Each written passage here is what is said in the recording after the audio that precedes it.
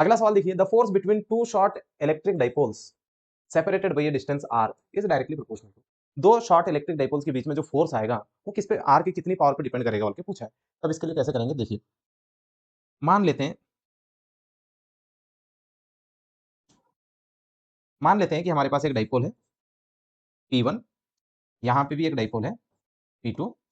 Dipole से dipole के centre की जो दूरी है मान लेंगे r है, करेक्ट है। अब यहाँ पे P1 की इलेक्ट्रिक फील्ड अगर मैं लिखूं तो इसको मैं नाम दे रहा हूं E1, जो कि 2k P1 divided by r cube, correct है। एक्सियल पॉइंट पे जो इलेक्ट्रिक फील्ड होती है वो 2kp divided by r cube होती है, तो यहाँ पे इसके लिए 2kp1 divided by r cube. इस इलेक्ट्रिक फील्ड की वजह से इसके पास पोटेंशियल एनर्जी आएगी, है ना। तो पोटेंशियल एनर्जी 2 के लिए लिख रहा हूं तो माइनस P2 E1, सही है, P2 E1 cos theta, right, cos theta. यहाँ पे थीटा की वैल्यू 0 डिग्री है तो इसके लिए हम इसको 1 कर देंगे, E1 ये वाला P2, करेक्ट है। अब यहाँ पे आप इसकी वैल्यू पुट कर देंगे तो आपको क्या मिलेगा, minus P2 into 2k P1 divided by r cube, this is u, correct है। नेक्स्ट, हमें तो एनर्जी नहीं चाहिए, हमें फोर्स चाहिए। तो फोर्स और एनर्जी का रिलेशन क्या होता है, F is equal to minus D U divided by D R, यानी कि इसको डिफरेंशिएट करना पड़ेगा विद रेस्पेक्ट टू आर। अगर विद रेस्पेक्ट टू आर आप डिफरेंशिएट करेंगे तो इतना टर्म आपके लिए तो कांस्टेंट हो गया ना, आप उठा के बाहर रख दीजिए इसको, माइनस के P1 P2 बाहर रह गया।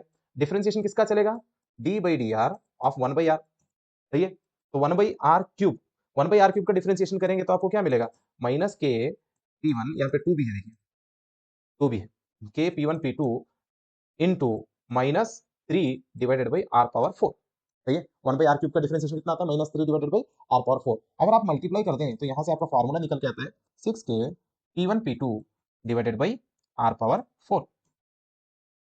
तो आप इसको याद रख सकते हैं, एक्सियल पॉइंट पे जो इलेक्ट्रिक दो डाइपोल के बीच में जो फोर्स आता है वो 6k P1 P2 divided by R power 4 के बराबर होता है। तो आप बताइए यहाँ पे जो फोर्स है वो इनवर्सली डिपेंड कर रहा है कितने पे, आर पावर 4। बताइए कौन सा ऑप्शन मैच करेगा, ऑप्शन 4। आई होप ये आपको समझ में आया होगा। जब भी डाइपोल के ऊपर लगने वाला फोर्स आपको कैलकुलेट करना है तो क्या करेंगे, एक डाइपोल की इलेक्ट्रिक फील्ड पता करेंगे, दूसरे डाइपोल पे पोटेंशियल एनर्जी निकालेंगे, फिर उसका डिफरेंशिएशन करेंगे, राइट। तो चलिए